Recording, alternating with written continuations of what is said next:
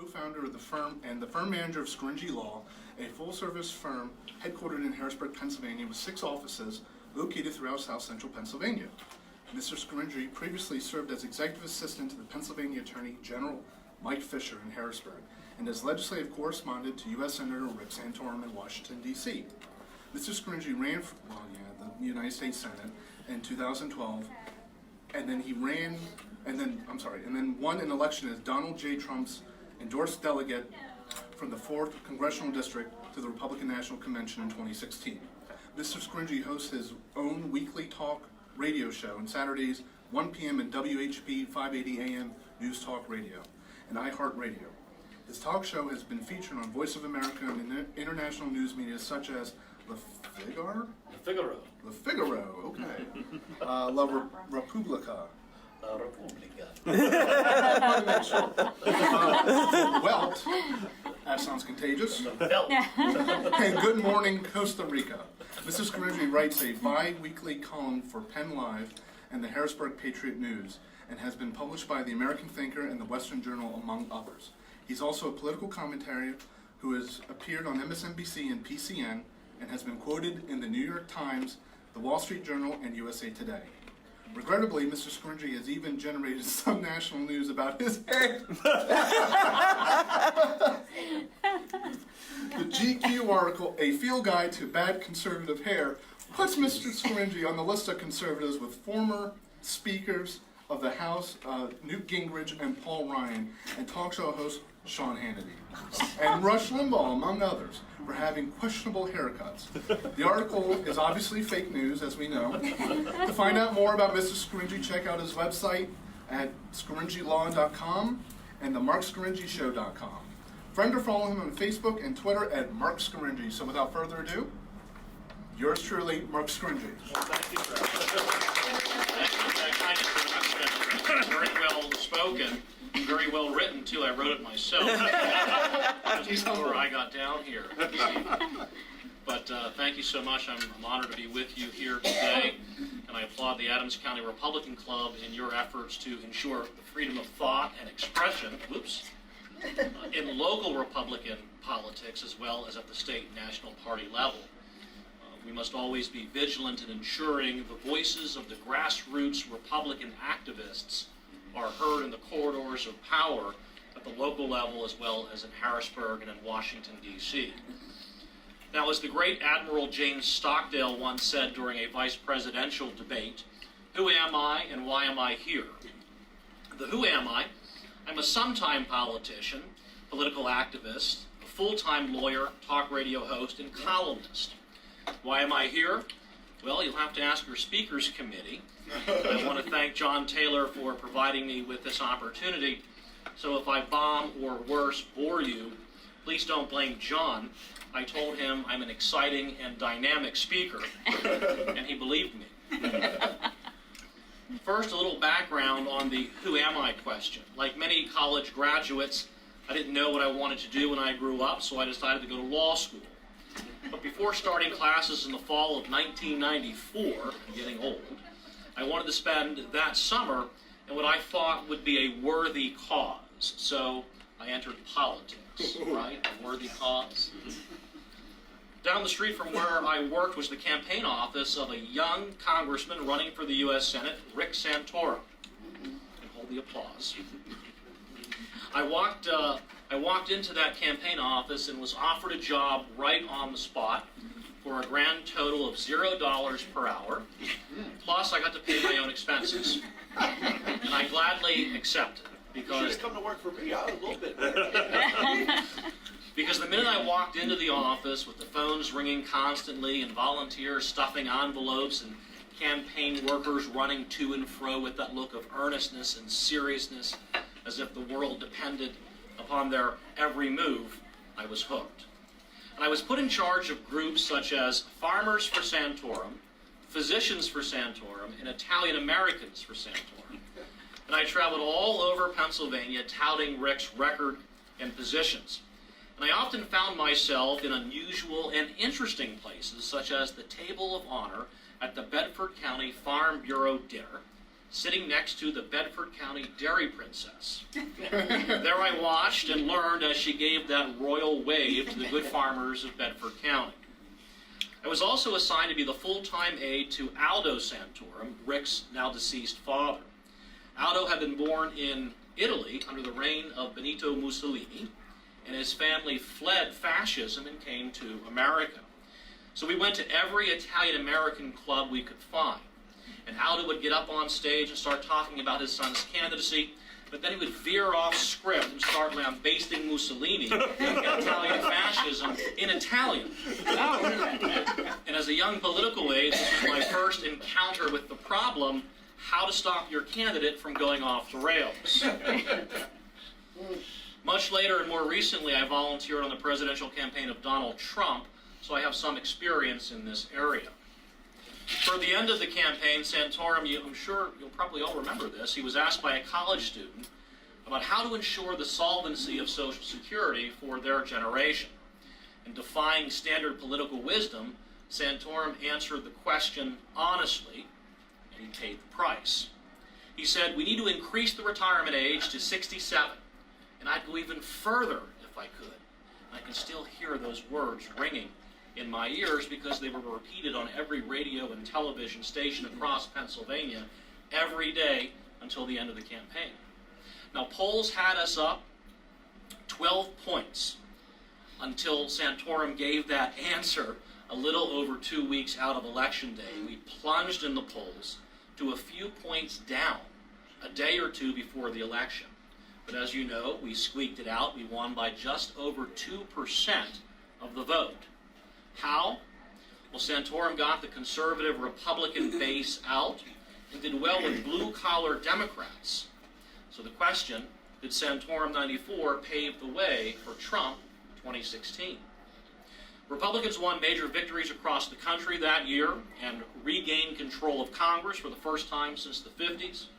The media labeled it the year of the angry white male. Interestingly, the media labeled the election year previous, 1992, the year of the woman. Not the angry woman or the angry white female, just the celebratory and lovely year of the woman. Is the media fair and balanced? Maybe not. Well, Santorum took me with him to Washington, and I started to work in the Senate on day one of that first Republican Revolution. And those really were the halcyon days of my youth. The days of the contract with America, Newt Gingrich being elected Speaker of the House, and my boss leading the fight in the Senate. We got into those dramatic standoffs with President Clinton, you may remember. The media, of course, demonized us for wanting to cut Medicare and kill off Big Bird and Ernie and Bert. We shut down the government twice to force President Clinton to accept our budget cuts that really just reduced the rate of the significant increase in the budget by a few points. The media, however, blamed the Republicans. Clinton won, and we lost in the eyes of the American people. In the spring of 1996, Santorum sent me to Harrisburg to work on then-State Senator Mike Fisher's campaign for Attorney General. And the Fisher 96 campaign was similar to the Santorum 94 election. Both were conservative Republicans from Pittsburgh running against liberal Democrats from Philadelphia. And in both cases, we were losing most of election night until the votes came in from the rural counties of central Pennsylvania in the famed T, which Adams, of course, serves as the base for. In both cases, we started to turn the tide around 11 p.m. and ended up winning late and very close. Like Santorum, we won by about 2% of the vote. Does this sound familiar to Donald Trump's president election in 2016? And by the way, with some foreboding of the 2016 presidential campaign, the media got the Fisher race so wrong, the Associated Press actually called the win for our opponent, and he got up to give his victory speech and then had to kind of retract, and then they called the race for us after the T came in. And Fisher took me with him to Harrisburg, where I worked as executive assistant to the Attorney General. By the spring of 2001, he was running for governor, and he asked me to join his campaign as policy director, and I did for a bit. But regrettably, I had lost my zeal for politics by that stage in life, and after a few months, I resigned my position. I left politics to enter a more honest profession, The law. I had grown tired of writing speeches and working policy, and it seemed indirect and impersonal and disconnected from reality, and I wanted to work with people in a direct way and have a real impact in the lives of what I thought were real people, not politicians, lobbyists, and political activists, real, live, everyday people. And practicing in the areas of divorce, custody, DUI, and criminal defense, boy did I ever. By 2005, my wife and I started our own law firm and began growing and expanding. We have 15 attorneys working out of 6 offices across central Pennsylvania, including here in Gettysburg. And over those years, I was minding my own business and building my own business when along came Barack Obama. That and the financial crisis of 2008 with the massive government bailout of the failed Wall Street investment banks that pushed me out of my private life once again and back into politics. See, I knew the Republican Party, my party, would be no different from the Democratic Party, and both would put Wall Street over Main Street in their attempt to fix the crisis they had caused. And I was energized by the Tea Party movement that was sweeping the country at that time.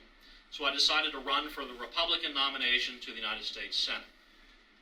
The United Press International's headline read, "Ex-Santorum aide planned Senate run." The Daily Caller, "Former Santorum aide eyes U.S. Senate seat." The first sentence of the article, "An ex-aide to Pennsylvania Rick Santorum wants to reclaim what his old boss lost in '06. I thought, reclaim? I hadn't said more than a few words to Santorum in the intervening 17 years. My campaign was largely a rejection of the Bush-era big government policies that Santorum was so much a part of. And actually, Santorum did not support my run and was working with the Republican establishment to find someone else to run that race. So for the while, the media associated me as the Santorum candidate. But I remember constantly having to say wherever I went, I'm not Rick Santorum, I'm my own man.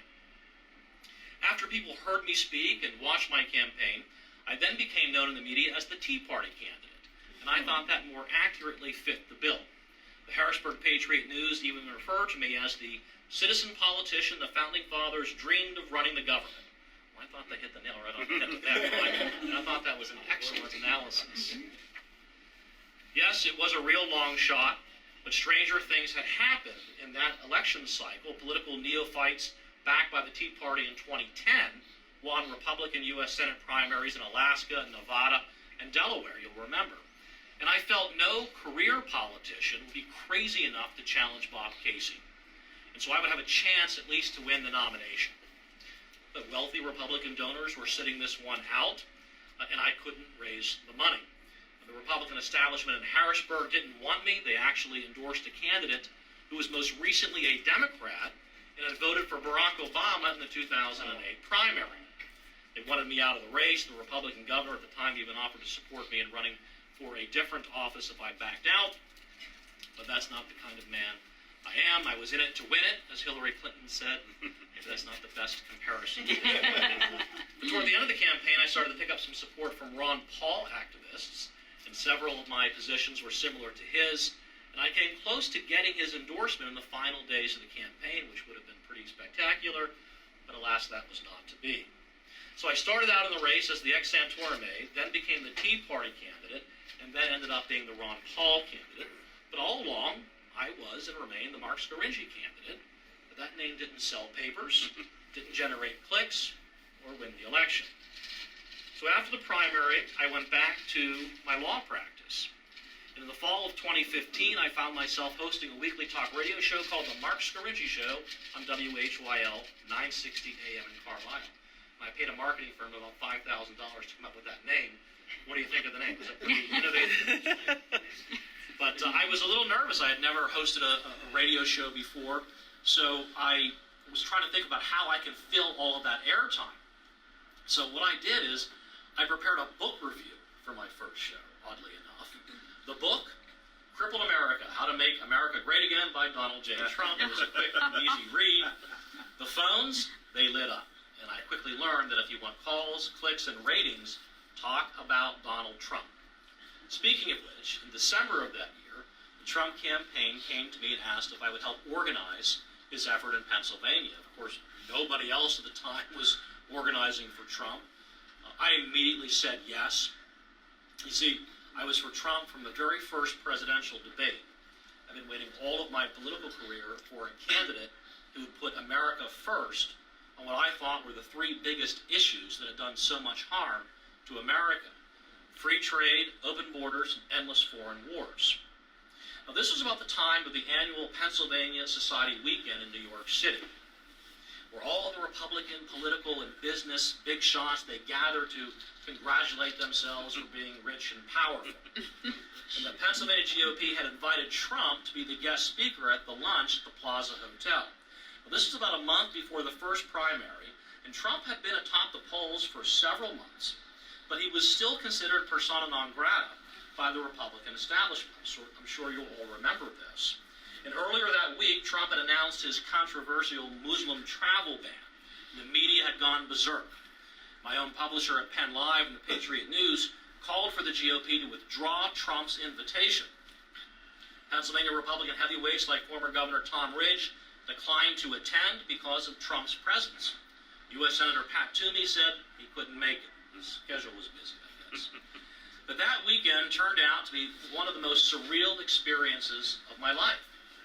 As my family and I were walking out of our hotel to make my way to the luncheon at the Plaza, we walked into a mass of protesters, media, tourists, and New Yorkers who had come to gawk at the spectacle that was unfolding. The singer, Lady Gaga, was arriving at a restaurant just to the left of our hotel, while Trump was arriving at the Plaza just to the right of our hotel. So out of my left eye, I saw a flash of big, beautiful Lady Gaga hair. Out of my right eye, I saw a flash of big, beautiful Donald Trump hair. And my kids and wife headed to Gaga, and I headed to Trump. But I will never forget the lunch at the Plaza. I walked into this ornate dining room. Has anybody ever been to the Plaza Hotel? Beautiful ornate dining room, gilded with gold leaf. Took my seat. Donald Trump kind of saunters out to the podium. He kind of slumps over the top of the podium, and he begins to give these off-the-cuff remarks. No notes, all anecdotal. He immediately saw how beautiful the dining room looks and took credit for it, claiming that he redecorated it a while back when he used to own the Plaza.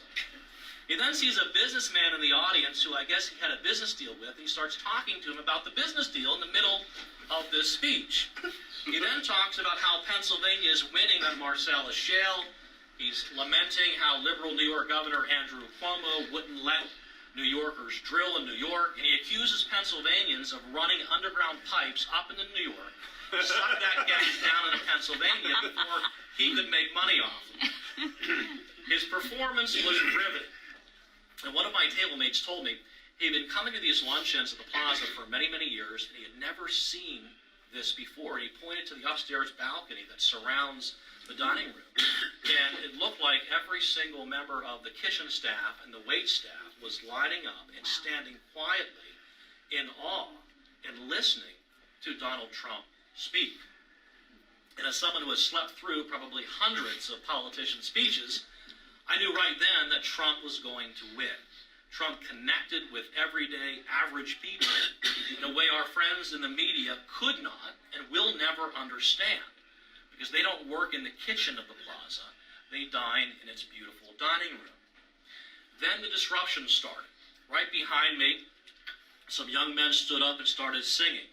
Mama, mama, tell me why our people gotta die? Trump is trying to bring us down, attacking people black and brown. As security surrounded the group, it looked like a rugby match had broken out, and it moved right behind me and knocked a couple of chairs over and a light fixture right beside me. They moved those protesters out of the dining room. You could hear some of them falling down the marble staircase. You could hear these thuds that were made. They brought police dogs through the dining room, and security was kind of swarming all around us. And as I'm dining, German shepherds are being marched through the room. Trump, well, he's still speaking. he doesn't skip a beat. An additional group started standing up and chanting various songs and chants and such. And as they're removing physically these people from the room, Trump is saying, hey, what kind of people are you letting into the plaza these days? He asked the hecklers if they paid for their tickets, and he's saying, make sure they pay, make sure they pay. And then he tells the GOP organizers that they're not charging enough for the luncheon. So after the speech, people sat around in bewilderment, trying to process what had just happened. Now, I was supposed to meet a good friend of mine and our families for a trip up to the Central Park Zoo. Now, my friend is a little bit mischievous, and he texts me and tells me to come out the side entrance because there's somebody who wants me to meet. Now, unbeknownst to me, the media had gathered there. The main entrance had been shut down because of the massive protesters. Plus, the media had been drawn there and had gotten themselves worked up into a frenzy because that's where the security guards were kind of tossing, pushing, or escorting the protesters out of the plaza. Plus, the Trump speech was closed to the media, so they were dying to find out what was happening up there. So I walked outside onto that crowded, boisterous sidewalk and went up to my friend, and the man he wanted me to meet, the man stuck a microphone right in my face and starts peppering me with questions about what had happened. As soon as he did that, all the other media then swarmed around me, and they do the same. Those big lights go up, the boom mics come out, the cameras turned on. It was heaven. Here, my friend that discovered this guy was the New York Daily News reporter, waiting for Trump to sneak out the side door. My friend told the guy that he will deliver him one of Trump's top campaign officials, which was not entirely true. It was not, but the media thought I was for one brief, shining moment. And there I was holding court with maybe 20 or 30 television, print, and radio reporters. And with those lights and the cameras, the microphones surrounding me, I entered full Trump mode. I started talking about how we're going to build a wall, Mexico's going to pay for it. I started bashing China, and so we're going to take our jobs back and make America great again. I'm having the time of my life. The reporters are waiting on every word with bated breath. Although I did get a little bit nervous when one reporter said to me, and who are you again? Oh, the gig is about to be up. Now I'm lapping up all of this attention.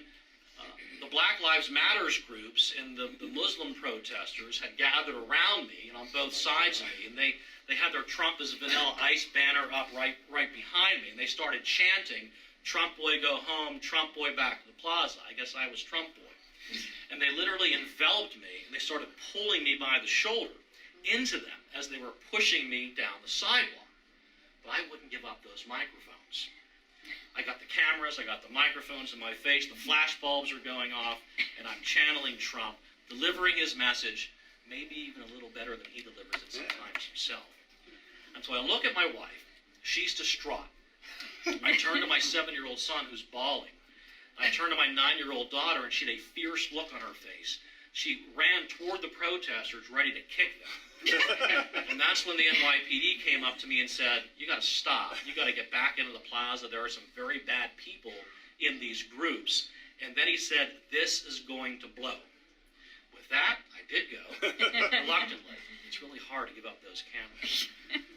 But I signaled an ABC TV reporter and said I'll meet her around the side. So I snuck back out, met the ABC News reporter, did an exclusive with her, and then she did a satellite feed right to Harrisburg. So when I went back to my hotel room, I was on every Manhattan, New York television station, and my friends are calling me from Harrisburg saying you're all over the Harrisburg Nightly News. So when I walked into those parties in the hotel rooms that evening, I went into those rooms to the cheers of my friends. I was a celebrity because I was all over the media. I'm on top of the world until I got a call from my Trump contact. And he says, Trump Tower called. And my first thought was, how does a building make a telephone call? I'm trying to picture this in my mind. He then said, I have 3 words to deliver to you from Trump Tower. Tone it down. And I thought, who do you think was watching the news over there in Trump Tower? Imagine that. Donald Trump telling me to tone it down. That's like the pot calling the kettle black. In any event, with the possible exception of Trump Tower, I was the toast of New York that night, or at least the few dozen drunk Republicans who would admit in public to supporting Trump at that point in the primary. Anyway, as the primary got underway, The better Trump performed, the stronger the opposition from the Republican establishment. And you all remember this. And I thought the nomination would come down to a floor fight at the convention, and the establishment would work hard to defeat Trump. So I decided to run for delegate to the convention. When many of the other candidates for delegate were hedging their bets about whom they would vote for at the convention, I declared I would vote for Donald Trump on the first ballot, on the second ballot, and on every ballot until he gets the nomination. To my delight, I was endorsed by none other than Donald J. Trump. He'd either forgiven or forgotten about the Plaza Hotel escapade. But I was a Trump delegate with a talk radio show attracted a lot of attention. I was featured on Voice of America. It was broadcast in 20 or 30 countries around the world. The title to the show, you'll like this, Angry Voters Find Their Voice in Talk Radio. There are those angry white male voters. I was interviewed by a reporter from Le Figaro, the leading French daily, and he wrote a story about my show that appeared in that paper and several others around the world. I even appeared in Costa Rica AM, which is like Good Morning Costa Rica. I was identified in Le Figaro as Marc Scaringi, juriste et militant conservateur. I don't speak French. Does anybody speak French? What does that mean? It sounds a little like angry white male voters. I met briefly with Donald Trump backstage at the Harrisburg Farm Show just prior to the Pennsylvania primary election day. Now, has anybody met Donald Trump in person? What? Will? Okay. Right here. All right. Harrisburg. Okay. And he's kind of like meeting Donald Trump and having a brief interaction with him. It reminded me of Leonardo DiCaprio's character Jay Gatsby in The Great Gatsby. Trump makes you feel like $1 million. He grabbed me by the arm and acted like we were old friends. I'm sure he had no idea who I was, but he acted like we were old friends from the Knickerbocker Club in New York, and we hadn't seen each other for years, and for a moment I thought he was going to call me old chum. Then came the Pennsylvania primary, and voters streamed to the voting booths, and I tried handing out my palm card, and most voters knew who I was and knew that they were voting for me and the other Trump-endorsed delegates. Many of them already had the Trump palm cards. Others had the list of Trump-endorsed delegates that Sean Hannity posted on his website. And Democrats were coming up to me and asking me, how can they vote for Trump in the primary election? A little more foreboding. I said to them, you'll have to wait until the fall. But you could see it and feel it, as I'm sure most of you, or all of you did, when you were at the polls that primary election. Trump won Pennsylvania bigly, as he would say, and I won my race for delegate in the old 4th Congressional District, which included all of Adams County, I believe, at the time. I beat out 12 other candidates, including 2 incumbent county Republican chairmen, 1 former county chairman, and 2 state representatives. The 3 of us who won, of the 15, were all endorsed by Donald Trump. And that revealed Trump's strength at the grassroots level and the power of his personal endorsement. So I went to the Republican National Convention in Cleveland. It came on the heels of several Trump rallies that had been disrupted by these violent protesters. You'll remember the protesters were physically assaulting the Trump supporters. They were burning and raging and rioting. They even shut down the Trump rally in Chicago. Tensions were very high. Many of us Trump delegates felt like we would be entering a war zone in Cleveland. And some of us were talking about bringing our guns to the convention.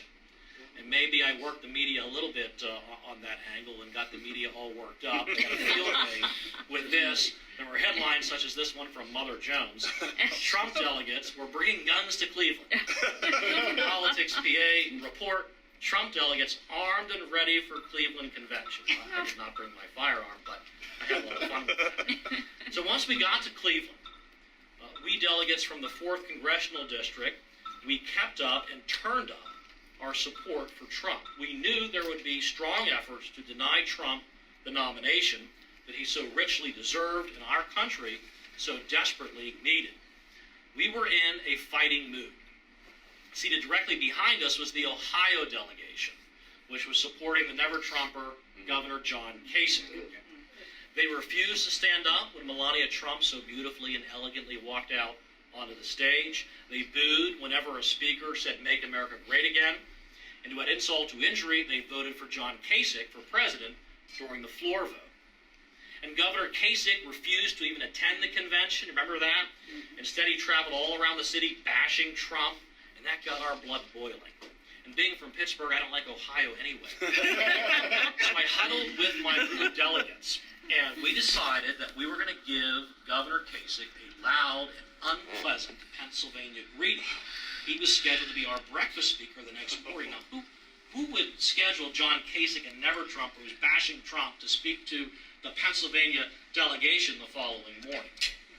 In any event, we made one mistake. We told the Ohio delegation, because we had a little brouhaha with them, that we were going to give it to their governor the following morning.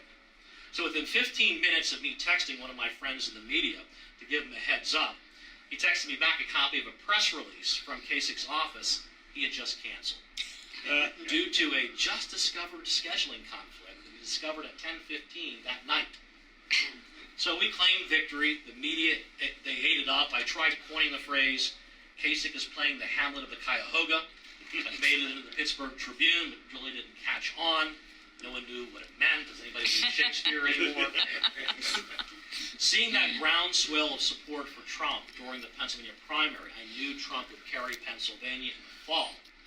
In fact, I knew it since the beginning of his campaign when he focused on the America First message on trade and immigration. I knew that message would appeal directly to Reagan Democrats from Pittsburgh, Erie, Scranton, Wilkes-Barre. Those same voters I saw help put Rick Santorum over the top in '94 and Fisher in '96. So for me, it was like deja vu all over again. I've been writing about a year in my columns about how Trump was going to win the critical swing in Rust Belt states, Pennsylvania, Ohio, Michigan, and Wisconsin. Now, the Sunday before the general election, I wrote a column in the Harrisburg Patriot News about how Trump would win Pennsylvania and win decisively. I received about 135 comments from readers, just about all negative. So let's have some fun and read just some of them. One wrote, typical Trump-style BS, all cake and icing, no real substance. It takes more than attitude to win an election. A lot of reputations are going to be tarnished come Wednesday morning. Another, you are out of your ever-loving mind. Another, this is good. I hate getting up Mondays, but this op-ed piece had me laughing so hard, it seemed a joy to go to work today. Another, more flies attracted by the dog crap that is done. 48 hours from now, you'll be irrelevantly deplorable. Wow, I guess that sounds pretty bad. Another, looks like someone likes Trump so much, he copied his hair and complexion. A little foreboding for the GQ article that came out a year later. Another, just another deplorable. Like cockroaches, they come out of the dark when they think they're safe. Take down names. Remember this lawyer for the scumbag he is. Squash them before they scurry back into the darkness. This is a good one. How did this guy pass the bar exam? And my favorite, who should I vote for? Let's ask Fat White Lump. Yes, I was fat-shamed on Penn Live by a liberal, and liberals are supposed to be against fat-shaming, right? So I will tell you that on 4 a.m., the morning after the election, after having about 9 gin and tonics, Trump victory party, I did find the time to answer every single one of those 135 comments. Well, those commenters were so wrong because they got their news from the national news media, Trump has coined the fake news, which convinced them that only Hillary could win. Remember how stunned the media, Hollywood, liberal elites were when Trump won? They had not for one moment believed that a man whom they mocked and disdained could win. In their minds, there could be none other than Hillary Clinton, the doyenne of the establishment. Hillary personified their entire worldview. They were visibly in disbelief and devastated by Hillary's loss because it represented a rejection of everything they stood for. The New World Order of open borders, unlimited immigration, ending foreign wars, and these free trade deals that, in my view, were selling out the middle class to the benefit of these globalists on Wall Street.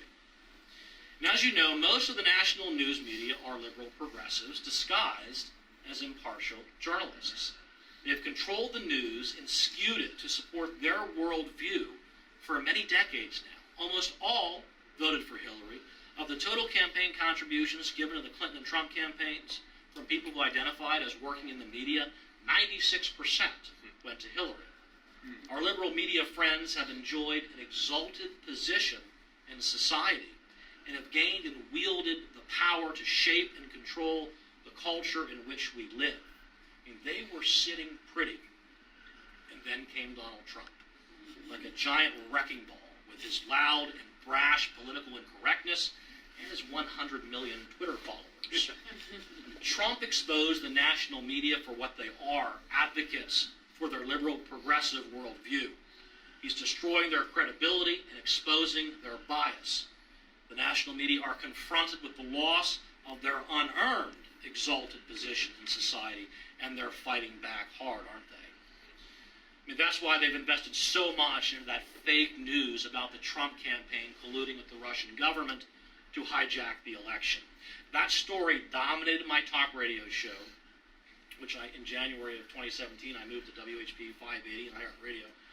I'm on Saturdays 1 to 2, so call in. Cynthia knows.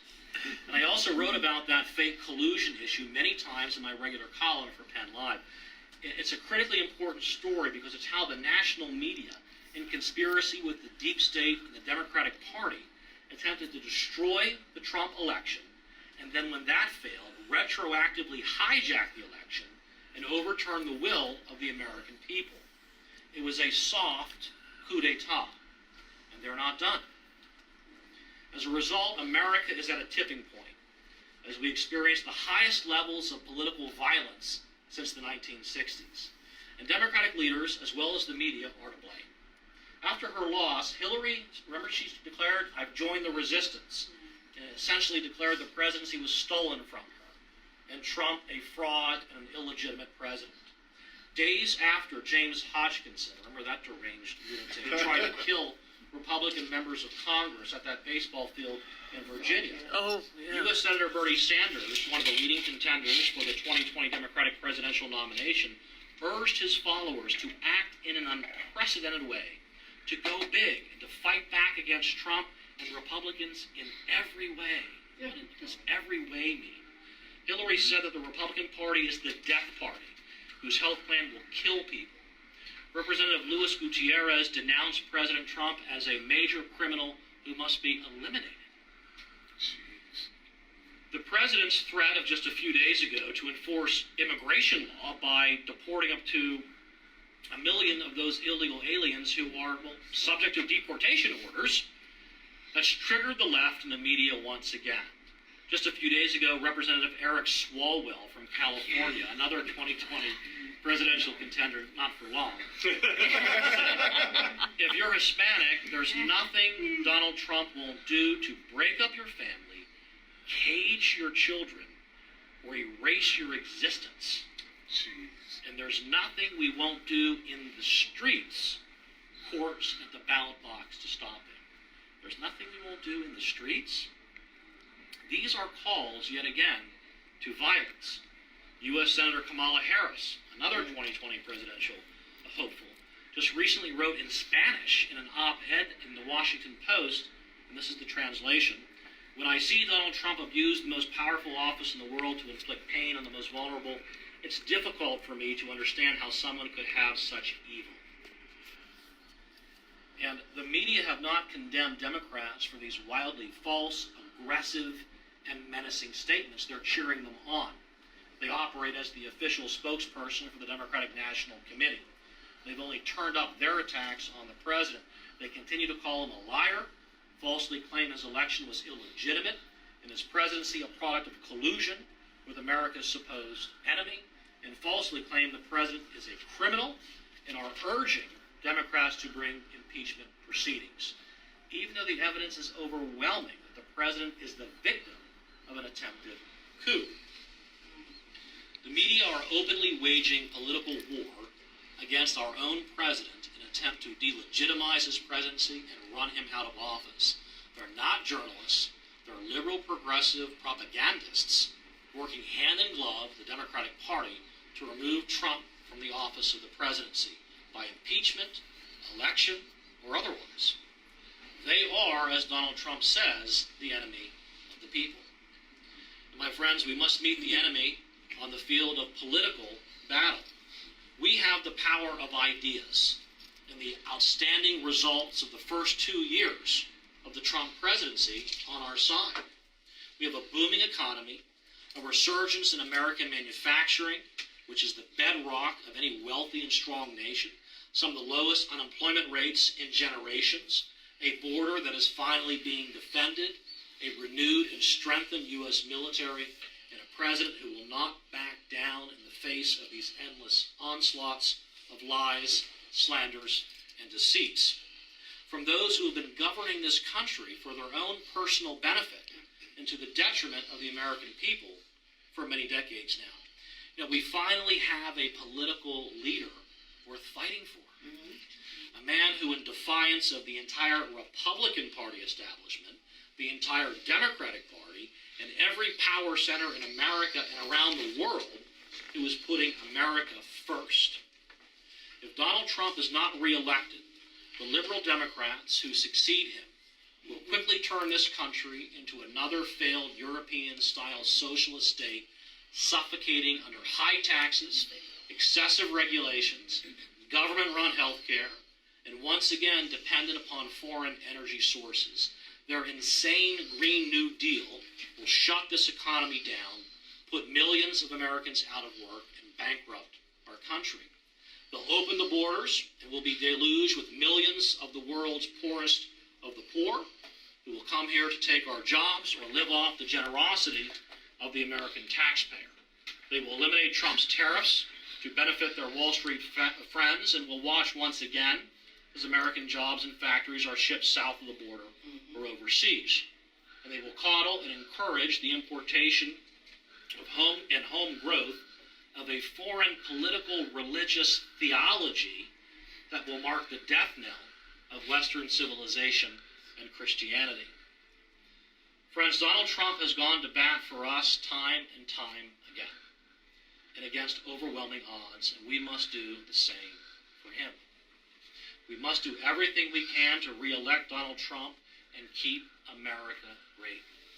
I will continue to fight the good fight on my talk radio show, in my columns, in my next race for delegate, and in any and every way that I can. And I encourage you to do the same. I know you will. With Donald Trump in the Oval Office, we can defeat this liberal, progressive onslaught that is trying to tear down America. Trump will put America first and restore those traditional values that made us the greatest nation in the history of the world. Together, we will make America great again. Thank you.